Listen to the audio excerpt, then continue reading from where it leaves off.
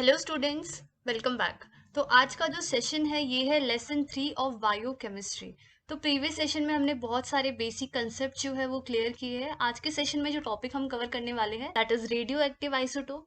Previous session में हमने देखा था रेडियो एक्टिव आइसोटोप्स क्या होते हैं, उसकी डेफिनेशन देखी थी। तो आज हम देखने वाले हैं कि रेडियो एक्टिव आइसोटोप्स हमारे लिए यूजफुल कैसे है। इसके अलावा हम लोग बात करेंगे एटॉमिक वेट के बारे में, एटॉमिक मास यूनिट के बारे में, एंड इलेक्ट्रॉन्स जो है वो न्यूक्लियस के अराउंड कैसे अरेंज होते हैं इसके बारे में भी हम लोग बात करने वाले हैं। एंड आज के सेशन में हम लोग इंट्रोडक्शन पढ़ेंगे केमिकल बॉन्ड्स का, different type of chemical bonds कौन कौन से होते हैं इसके बारे में इंट्रोडक्शन पार्ट हम देखने वाले हैं। तो चलिए स्टार्ट करते हैं आज का सेशन। फर्स्ट जो है that is radio active isotope, ये हमारे लिए यूजफुल कैसा है। तो रेडियो एक्टिव आइसोटोप को क्या किया जाता है बच्चों, इनकॉर्पोरेट किया जाता है किसी भी मॉलिक्यूल में। जैसे हमने यहाँ पे एक एग्जांपल भी लिया है, एग्जांपल के थ्रू आपको और अच्छे से क्लियर होगी ये चीज। तो रेडियो एक्टिव आइसोटोप को हम क्या करते हैं, किसी मॉलिक्यूल के साथ मिक्स कर देते हैं, इनकॉर्पोरेट कर देते हैं। इसकी वजह से क्या होगा, ये जो मॉलिक्यूल होगा, कोई भी मॉलिक्यूल हो सकता है, ये जो मॉलिक्यूल होगा it act as a tag, ये टैग की तरह काम करेगा। टैग या फिर लेबल की तरह, यानी कि किसी चीज को डिटेक्ट करने के लिए, पता लगाने के लिए, किसी भी रिसर्च में, मेडिकल साइंस में इसका बहुत ज्यादा इस्तेमाल होता है। तो इसकी वजह से क्या है, रिसर्चर क्या करेंगे, इस मॉलिक्यूल को ट्रैक कर सकते हैं कि कितना हमारी बॉडी ने वो मॉलिक्यूल कंज्यूम किया है, कितना नहीं किया है। तो जैसे अगर हम एग्जांपल कंसिडर करें तो ये लिविंग पर्सन टैगिंग की गई है ब्रेन की, डिप्रेस्ड पर्सन की और नॉन डिप्रेस्ड पर्सन की। तो इस केस में क्या किया गया बच्चों, मॉलिक्यूल जो था वो शुगर का मॉलिक्यूल लिया गया। ठीक है, मॉलिक्यूल शुगर का लिया गया। अभी शुगर मॉलिक्यूल जो है, शुगर जो है वो क्या करता है, हमें एनर्जी प्रोवाइड करता है। ठीक है, बेसिकली शुगर जो है वो ब्रेक डाउन होगा और हमें एनर्जी प्रोवाइड करेगा। तो यहाँ पे जब इस शुगर के साथ रेडियो एक्टिव आइसोटोप को इनकॉर्पोरेट किया गया और इस मॉलिक्यूल को, ये जो मॉलिक्यूल बनेगा इन दोनों के कॉम्बिनेशन से, तो जब इस मॉलिक्यूल को ट्रैक किया गया तो ये कंक्लूजन निकला कि जो डिप्रेस्ड पर्सन होता है, यू कैन सी यहाँ पे ये जो ऑरेंज ऑरेंज पार्ट दिख रहा है, that is your sugar molecule जो कि रेडियो एक्टिव आइसोटोप के साथ इनकॉर्पोरेट किया गया है। ठीक है, तो यहाँ पे ये पाया गया कि जो डिप्रेस्ड पर्सन होता है उसकी ब्रेन की एक्टिविटी बहुत कम होती है। अब ये ब्रेन की एक्टिविटी कम होने की वजह से शुगर मॉलिक्यूल जो यूज हो रहा था वो भी कम शुगर यूज होगा, यानी कि एनर्जी ही कम यूज होगी। सिमिलरली जब किसी नॉन डिप्रेस्ड पर्सन के ब्रेन की एक्टिविटी देखी गई तो उसकी ब्रेन की एक्टिविटी बहुत ज़्यादा थी as compare to depressed person. तो ब्रेन की एक्टिविटी ज़्यादा थी, दैट मीन्स कि शुगर का जो अपटेक था, शुगर का अपटेक भी ज़्यादा था। तो यहाँ पे आप दोनों पिक्चर को कंपेयर कर सकते हो कि इस केस में शुगर का जो अपटेक है, शुगर को जो यूज़ किया गया है वो ज़्यादा है, दैट मीन्स कि ब्रेन की एक्टिविटी भी ज़्यादा है। लेकिन डिप्रेस्ड पर्सन की अगर हम बात करें तो इट इज टोटली अपोजिट, यहाँ पे ब्रेन की एक्टिविटी कम है, पर्सन है दैट इज डिप्रेस्ड, और शुगर का जो अपटेक है वो भी कम है। सो रेडियो एक्टिव आइसोटोप्स को हम टैगिंग के लिए भी यूज कर सकते हैं।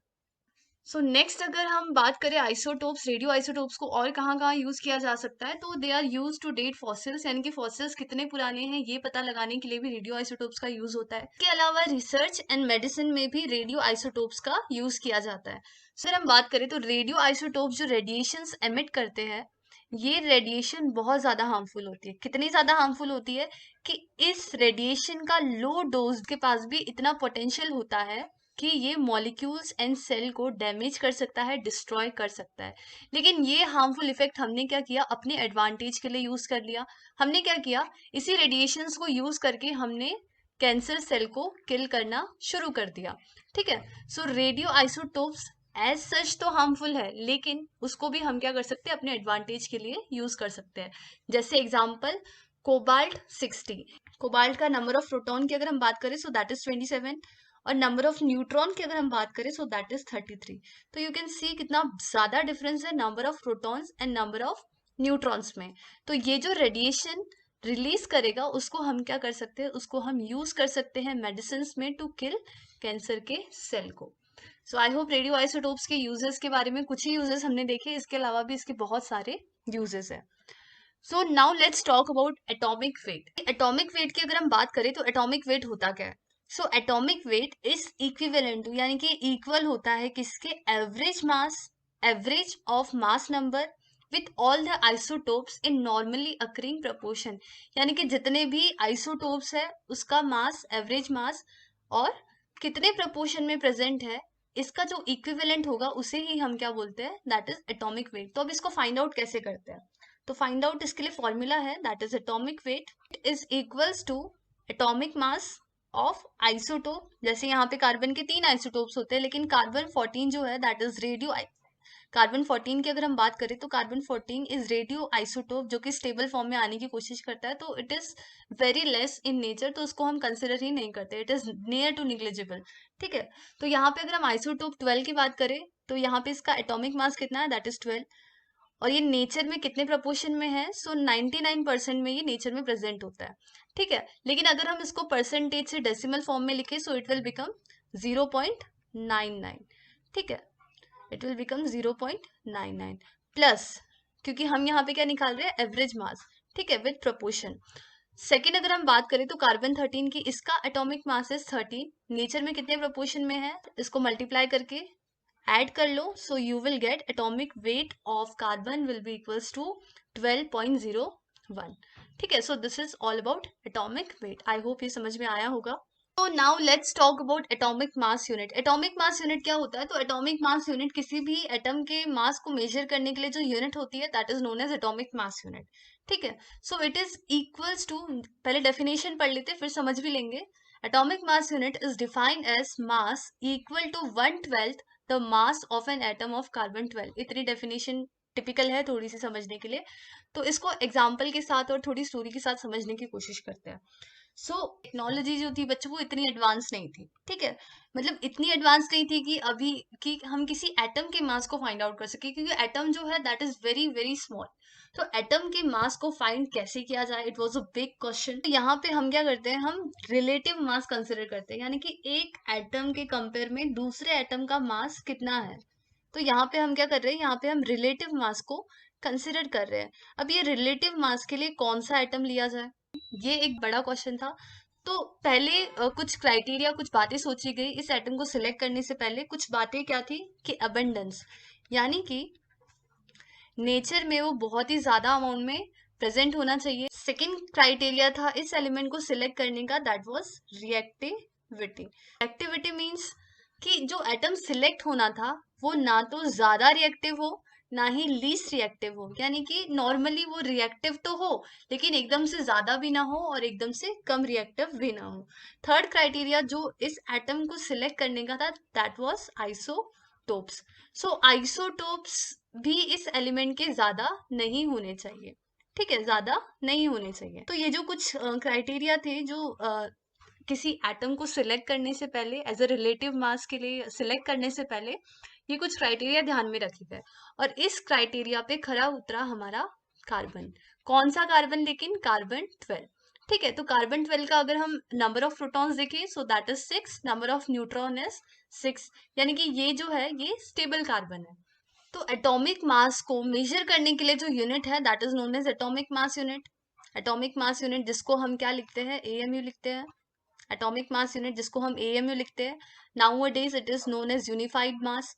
ठीक है, तो यहाँ पे क्या किया गया, यहाँ पे ऐसा माना गया कि मास ऑफ कार्बन 12 एटम कितना होता है, इज इक्वल्स टू 12 AMU, यानी कि कार्बन 12 के एटम का जो मास है that is equals to 12 AMU, 12 atomic mass unit.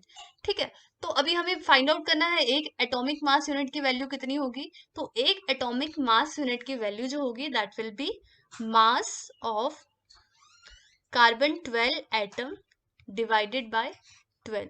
सो यही डेफिनेशन जो है हम पढ़ते आ रहे बच्चों एटॉमिक मास यूनिट के बारे में। सो 12 यहाँ से आपको सिंप्लीफाई रहेगा थोड़ा याद करने के लिए कि ऐसा माना गया कि कार्बन 12 का जो मास है that is equals to 12 atomic mass unit. ठीक है, तो एक एटॉमिक मास यूनिट कितनी होगी, तो mass of carbon 12 atom divided by 12। So यही डेफिनेशन है आपकी, that it is defined as mass equal to 1/12, यानी कि कार्बन का 12वां हिस्सा, the mass of atom of carbon 12। कौन से कार्बन का, दैट इज कार्बन 12 के एटम का। सो आई होप ये डेफिनेशन समझ में आई होगी। एटॉमिक मास यूनिट की वैल्यू कितनी होती है, ये भी फाइंड आउट करना जरूरी है। यूनिट की न्यूमेरिकल में वैल्यू कितनी होगी तो फाइंड आउट करते हैं। सो हमने पता किया that 1 AMU is equals to mass of carbon 12 atom divided by 12। तो अभी हमें फाइंड आउट करना है what is the mass of carbon 12 atom. पहले ये फाइंड आउट कर लेते हैं। So atomic mass of carbon is equals to कितना है, सो दैट इज 12 ग्राम पर मोल। ठीक है, दैट इज 12 ग्राम पर मोल। तो यहाँ पे हमें पता है 1 मोल की वैल्यू कितनी होती है, so that is 1 mole is equals to 6.022 into 10 raise to the power 23। तो हमें क्या करना है, हमें फाइंड आउट करना है एटॉमिक मास। तो एटॉमिक मास ऑफ कार्बन कितना होगा, so 12 divided by 6.022 into 10 raise to the power 23। So ये तो वैल्यू हमें आ गई। अभी हमें क्या करना है, यही वैल्यू को इस फॉर्मूले में पुट कर देना है। ठीक है, तो चलिए करते हैं। So 1 AMU is equals to 12 6.022 into 10 raised to the power 23 into 12। ठीक है, तो 12 will get cancel out। तो 1 AMU is equals to 1 divided by 22 into 10 raised to the power 23। इसको भी सॉल्व कर लो। So you will get 0.66 into 10 raised to the power minus 24 ग्राम। तो जब ये 10 raised to the power 23 यहाँ पे शिफ्ट हो जाएगा, यहाँ पे शिफ्ट हो जाएगा, सो इट विल बिकम नेगेटिव। तो क्योंकि ये 1 नंबर 6 से छोटा है, तो यहाँ पे हमने एक और 0 ऐड कर दिया और यहाँ पे 24 कर दिया। तो 1 AMU की वैल्यू कितनी है, so that is 1.66 into 10 raise to the power minus 24 gram, जो कि इक्वल्स होता है, जो कि सिमिलर होता है 1 प्रोटॉन के मास के इतना या फिर हाइड्रोजन के मास के इतना। ठीक है, सो एटॉमिक मास यूनिट के बारे में आई होप आपको समझ में आया होगा। यहाँ पे वैल्यू पूछ ली जाती है, एटॉमिक मास यूनिट की वैल्यू कितनी है ग्राम्स में। सो ये लिखना है, अगर केजी में पूछा जाए so 10 raise to the power 27 हो जाएगा, 1.66 into 10 raise to the power minus 27 kg। तो आई होप यहाँ तक समझ में आया होगा। चलिए अभी बात कर लेते हैं अरेंजमेंट ऑफ इलेक्ट्रॉन्स के बारे में। तो न्यूक्लियस के अराउंड हमारे इलेक्ट्रॉन्स कैसे अरेंज होते हैं, इसके बारे में थोड़ा सा डिस्कस कर लेते हैं। डिस्कस करने से पहले हमें पता होना चाहिए शेल्स, सब शेल्स एंड ऑर्बिटल्स के बारे में। ठीक है, ये कुछ चीजें हैं जो हमें पता होनी चाहिए अरेंजमेंट ऑफ इलेक्ट्रॉन्स को समझने से पहले। तो बोर्स के एटॉमिक मॉडल के अकॉर्डिंग कि इलेक्ट्रॉन्स जो होते हैं वो रिवॉल्व करते हैं एक फिक्स्ड पाथ में। इलेक्ट्रॉन्स जो होते हैं वो एक फिक्स्ड पाथ में रिवॉल्व करते हैं और इन्हीं पाथ को बोला जाता है शेल्स या फिर एनर्जी लेवल। ठीक है, एनर्जी लेवल और शेल्स क्या है, तो बोर का कहना था कि इलेक्ट्रॉन्स जो है एक फिक्स्ड पाथ में न्यूक्लियस के अराउंड रिवॉल्व करते हैं और इन्हीं फिक्स्ड पाथ को बोला जाता है शेल्स। तो यहाँ पे अगर हम शेल की बात करें तो शेल को रिप्रेजेंट किया जाता है एन से। क्या है, N1, this is N2, this is N3 and this is N4। ठीक है, तो यहाँ पे 4 shell you can easily see, N1, N2, N3 and N4। Shells क्या होते हैं, शेल्स एनर्जी लेवल होते हैं जिसमें इलेक्ट्रॉन्स जो है अराउंड न्यूक्लियस रिवॉल्व करते हैं। इन्हीं शेल्स को हम बोलते हैं K shell, L shell, M shell and N shell. So यहाँ पे we can write it as, जैसे एन शेल जिसका नंबर 1 है, एन शेल को बोला जाता है के शेल। ठीक है, नेक्स्ट शेल की अगर हम बात करें, n is equals to 2 that is known as L shell, n is equals to 3 that is known as M shell and n is equals to 4 that is known as n shell. ठीक है, तो ये shells क्या होते हैं, ये shell एक fixed path होते हैं। शेल्स यानी कि एनर्जी लेवल एक फिक्स्ड पाथ है जिस इलेक्ट्रॉन्स जो है वो न्यूक्लियस के अराउंड रिवॉल्व करते हैं। हर शेल के सबशेल्स होते हैं, इनको क्या कहा जाता है, हर सेल के सबशेल्स होते हैं जो कि रिप्रेजेंट किए जाते हैं SPDF, इससे रिप्रेजेंट किए जाते हैं। सो अगर हम के शेल की बात करें तो K shell contain S shell, L shell की अगर हम बात करें so it contain SP subshell, M की अगर हम बात करें so it contain SP D subshell and N shell की अगर हम बात करें so it contain S P D F subshell. ठीक है, सो आई होप ये क्लियर हुआ होगा। सो यहाँ पे इनके आगे नंबर्स को रिप्रेजेंट करते हैं। अब ये नंबर कौन से होते हैं? सो ये नंबर होते हैं हमारे n इज इक्वल्स टू 1 है अगर, तो यहाँ पे हम 1 लिखेंगे। If n is equals to 2 तो यहाँ पे हम क्या लिखेंगे? 2s 2p। If n is equals to 3 so we will write it here 3s 3p 3d। अगर n इज इक्वल्स टू 4 है so we will write it as 4s 4p 4d and 4f। तक shells and subshells का difference समझ में आया होगा, I hope. So orbitals क्या होते हैं? ऑर्बिटल्स बेसिकली एरिया है, रीजन है जहाँ पे किसी भी इलेक्ट्रॉन को फाइंड करने की प्रोबेबिलिटी सबसे ज्यादा होती है। यानी कि किसी भी इलेक्ट्रॉन को हम इजीली फाइंड कर सकते हैं, उसकी पाए जाने की प्रोबेबिलिटी बहुत ज्यादा होती है। That region is known as orbital. तो अगर हम बात करें एस पी डी एफ इन सबशेल्स की अगर हम बात करें तो एस के पास कितने ऑर्बिटल है? एक ऑर्बिटल है, एंड एक ऑर्बिटल में 2 इलेक्ट्रॉन्स प्लेस कर सकते हैं। ठीक है, पी के पास कितने ऑर्बिटल है? So P contain 3 orbital and each orbital can carry 2 electron. D की अगर हम बात करें तो डी कैरी करता है 5, डी कंटेन करता है 5 ऑर्बिटल। एफ की अगर हम बात करें तो एफ कंटेन करता है 7 ऑर्बिटल। हर ऑर्बिटल में नंबर ऑफ इलेक्ट्रॉन कितने आ सकते हैं? 2। इसमें 2, इसमें 2, इसमें 2। तो we can say that S की अगर हम बात करें तो इट कंटेन 2 इलेक्ट्रॉन। पी की अगर हम बात करें तो 6 इलेक्ट्रॉन्स। डी की अगर हम बात करें so it will contain 10 electrons and 7 की एफ की अगर हम बात करें so it will contain 14 electrons. ठीक है, तो आई होप यहाँ तक क्लियर हुआ होगा। मैक्सिमम इलेक्ट्रॉन किसी शेल में कितने हो सकते हैं ये फाइंड आउट करने के लिए एक फॉर्मूला है, दैट इज 2n²। तो n क्या है यहाँ पे? प्रिंसिपल क्वांटम नंबर, जो कि यहाँ पे नंबर ऑफ शेल्स का हम लिखते हैं n is equals to 1, n is equals to 2, 3 and 4। तो यहाँ पे अगर हम समझने की कोशिश करें so that is shell number 1 2 3 4, 1 2 3 and 4। Shell का नाम क्या है? So K L M and N shell. तो इन शेल्स में सब शेल्स कौन से होते हैं? K शेल में होगा S, L शेल में SP, M शेल में SPD एंड N शेल में SPDF। ठीक है, तो नंबर ऑफ इलेक्ट्रॉन इन सब शेल में कितने आएंगे? K शेल की अगर हम बात करें तो it will contain 2 electron. L shell की अगर हम बात करें सो उसके पास कितने सब शेल है? So that is S and P। So total कितने आएंगे? 2 एंड 6 इलेक्ट्रॉन्स। ठीक है, क्योंकि एक ऑर्बिटल में कितने इलेक्ट्रॉन्स होते हैं? 2 इलेक्ट्रॉन्स होते हैं। P के पास कितने ऑर्बिटल है? 3 ऑर्बिटल है। S के पास 1 ऑर्बिटल है। सो 2 एंड 3। तो SPD की अगर हम बात करें यानी कि M शेल की अगर हम बात करें so it will contain 2 6 and 10 electrons. N shell की अगर हम बात करें so it have S P D and F subshell है। तो S के पास 2 इलेक्ट्रॉन, P के पास 6, D के पास 10 एंड F के पास 14। So total number of electron K shell में होंगे 2, L शेल में होंगे 8, M शेल में 18 एंड N शेल में it will be 32। So I hope concept of shell, subshell and orbital clear हुआ होगा।